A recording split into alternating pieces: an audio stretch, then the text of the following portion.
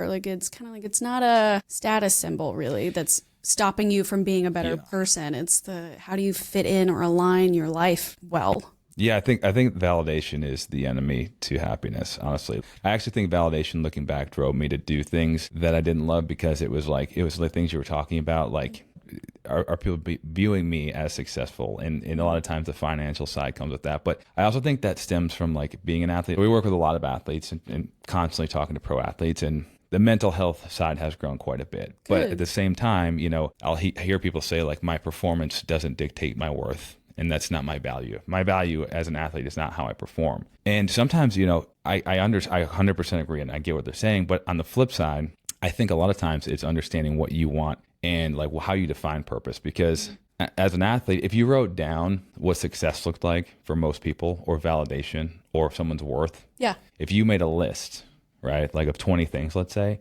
I think for most athletes, when they're doing really well, most of those boxes are checked. A lot of those things that people value or the way that people perceive you make you feel valuable. And when you're performing poorly or not doing well, a lot of those go away. So on one side, I'm always like, yeah, your performance isn't your worth, but the external world would maybe make the argument that it does. And I think it's more about you figuring out what you want, right? Not necessarily what's perceived as purposeful or valuable, but figuring out what your goals are and what brings you joy, because that might be completely different.